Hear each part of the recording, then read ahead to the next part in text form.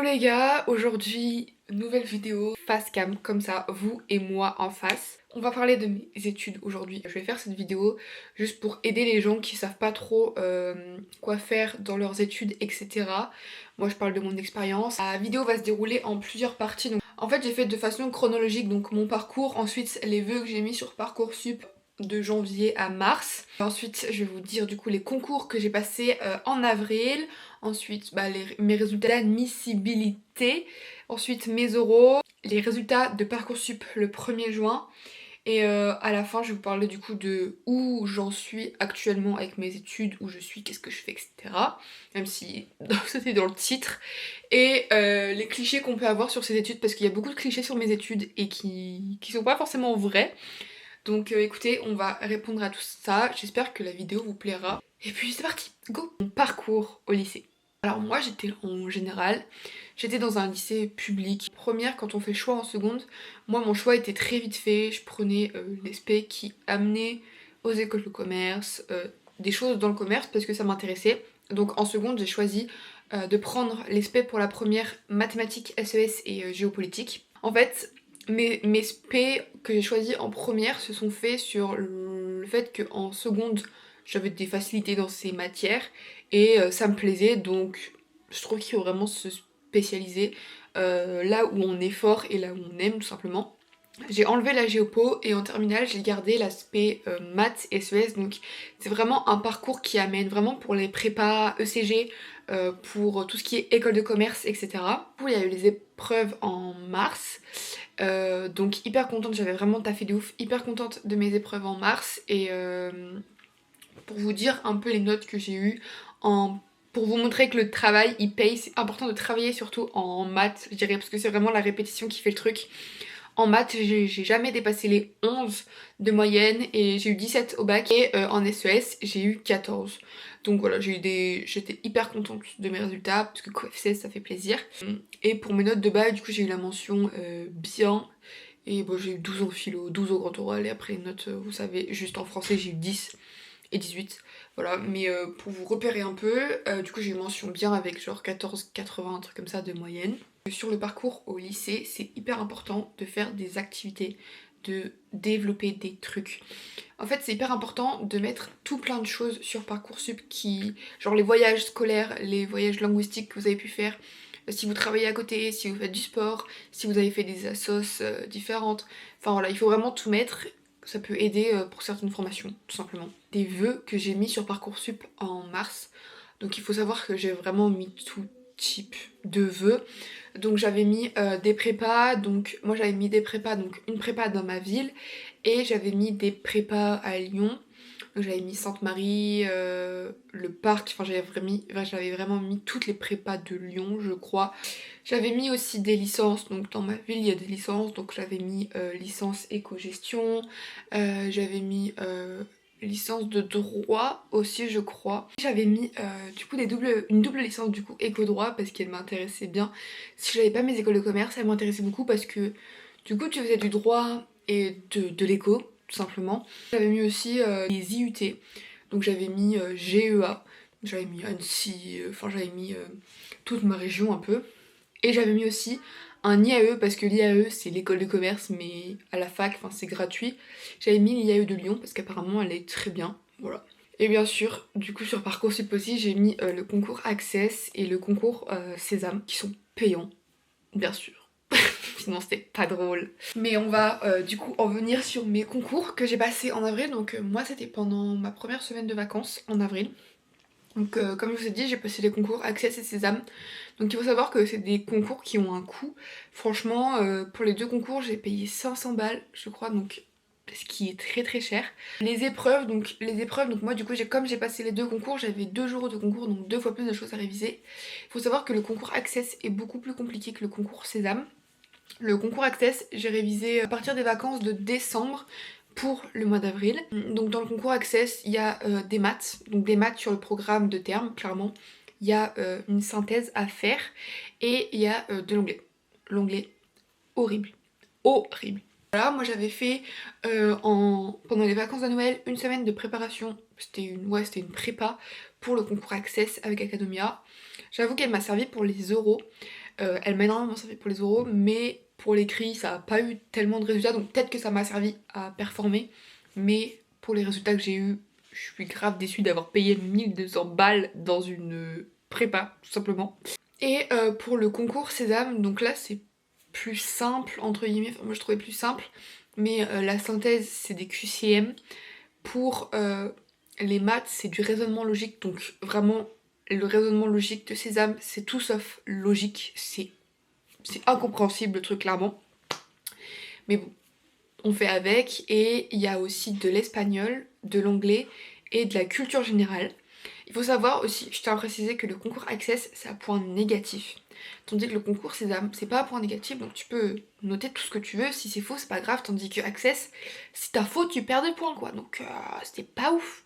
Concernant la durée de ces concours, donc le concours Access, donc moi c'est le premier que j'ai passé je crois, donc pour l'anglais ça dure 1 heure, pour les maths ça dure 2, et pour la synthèse ça dure 3 heures, donc c'est réuni sur toute une journée.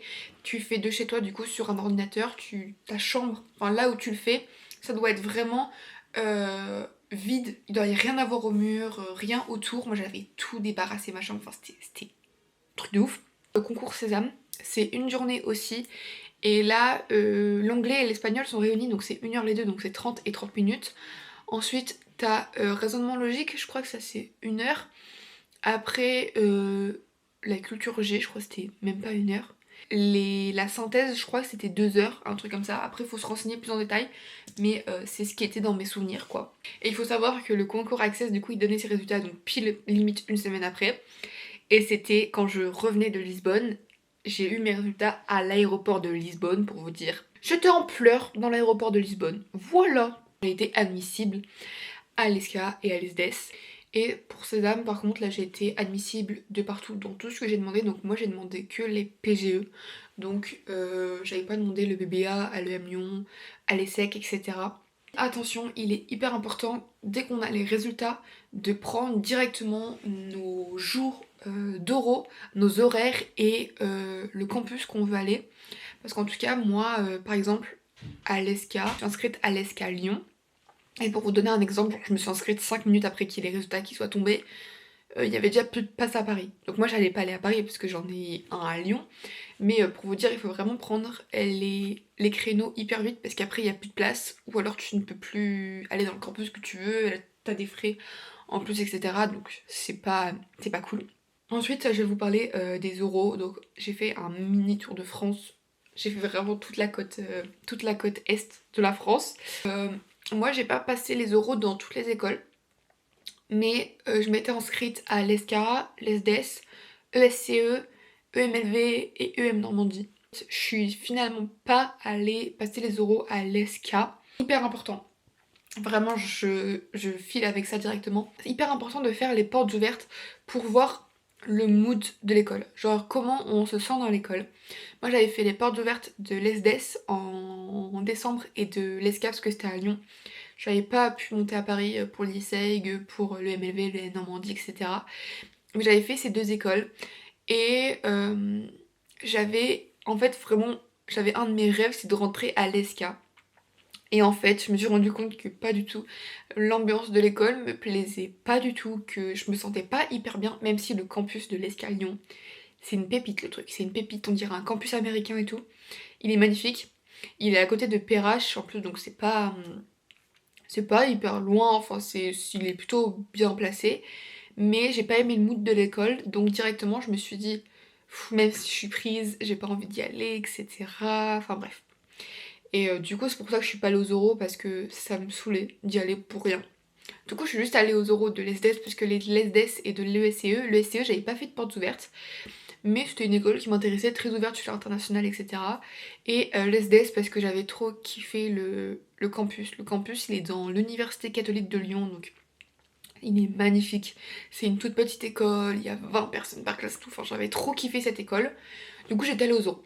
Le truc le plus chiant aux oraux, c'est que t'arrives, ils te disent ton heure de passage, t'arrives à 13h, tu passes à 16h45. Qu'est-ce que tu fais entre temps?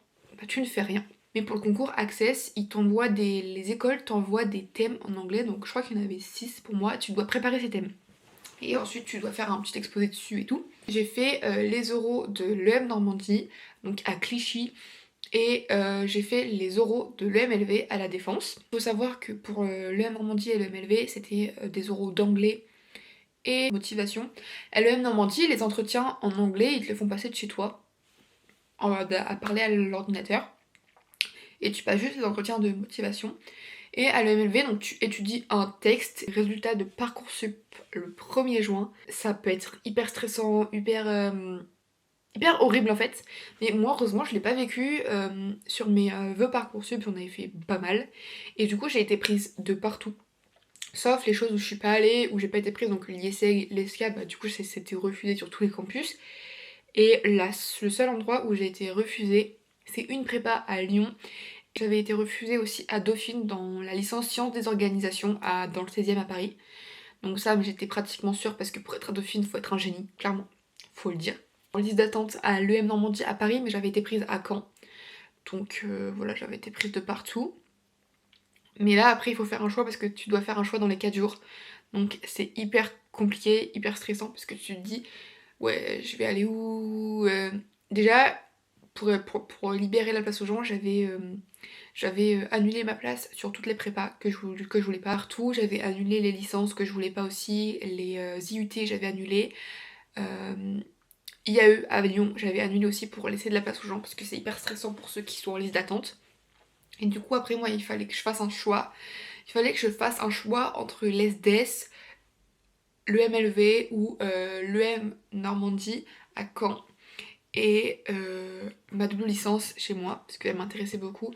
Et en fait je voulais pas partir trop loin de ma famille, donc Lyon c'était l'idéal, un bon compromis. Mais en même temps rester chez moi c'était une double licence donc c'était bien.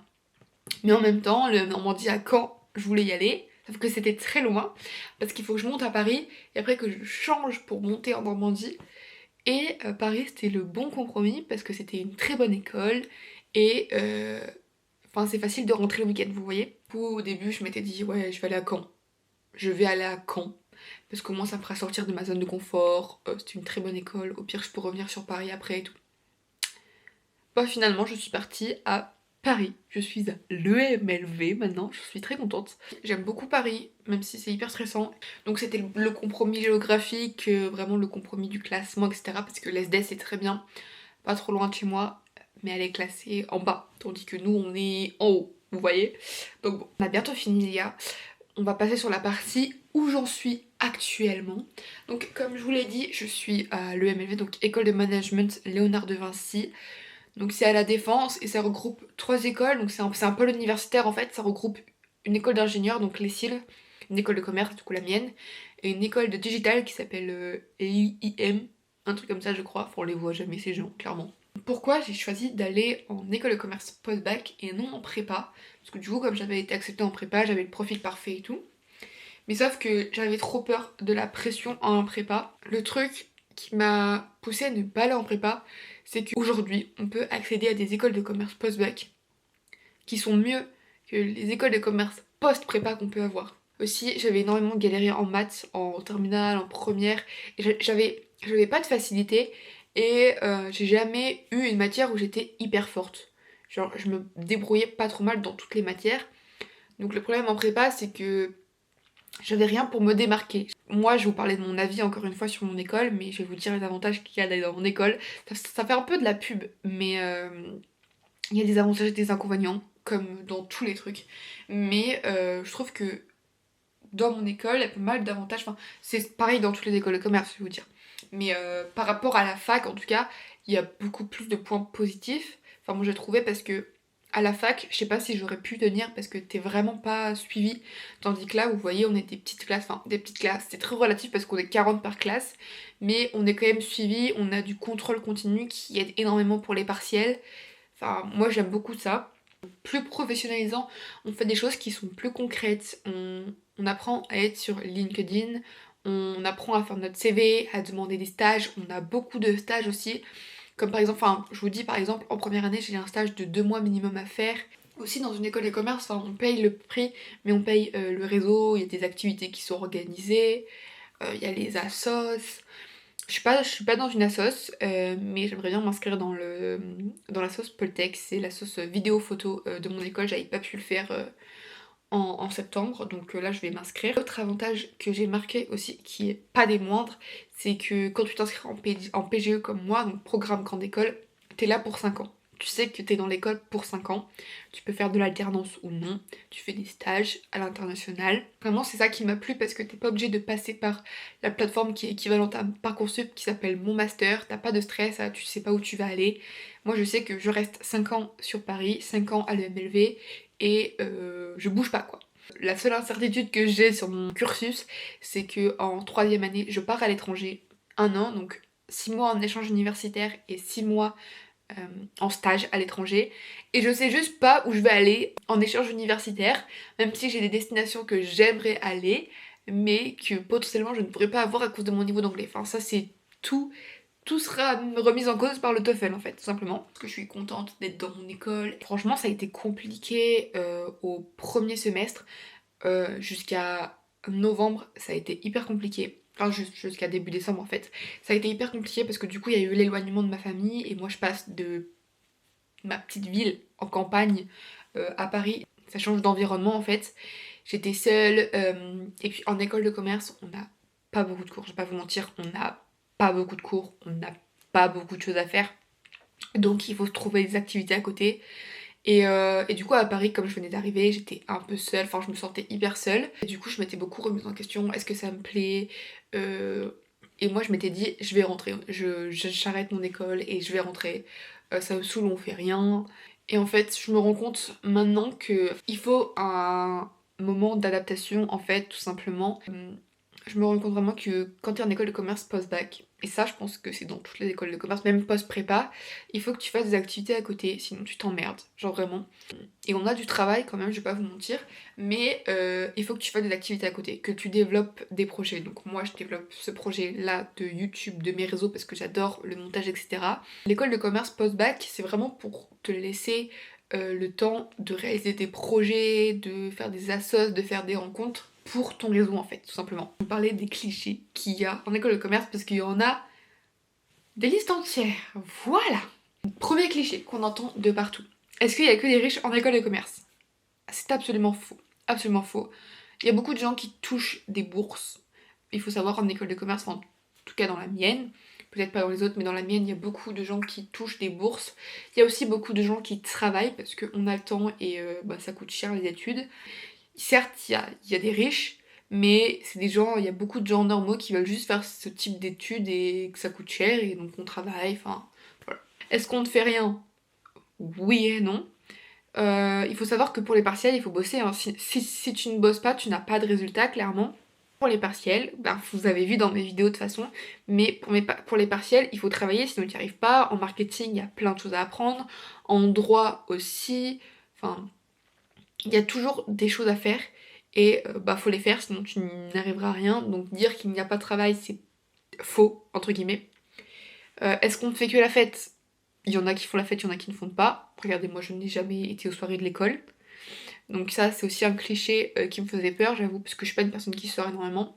C'est un peu un cliché qui me faisait peur avant, mais c'est totalement faux. Il y a plus de gens qui sortent en fait. Enfin je connais la plupart de mon entourage ne sortent pas aux soirées de l'école en tout cas. Écoutez, je pense que j'ai fini avec cette vidéo, ça fait 45 minutes que je filme. Je pense que j'ai fini, je pense que j'ai pas trop... J'ai dit beaucoup de choses, je pense que je vais enlever plein de choses au montage.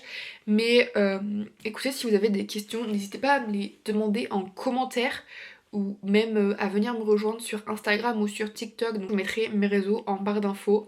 Et puis n'hésitez pas à lâcher un like ou à vous abonner, ça fait toujours plaisir. Et nous on se retrouve très vite dans une prochaine vidéo, sûrement un vlog. Voilà, je vous fais des bisous. Tchuss.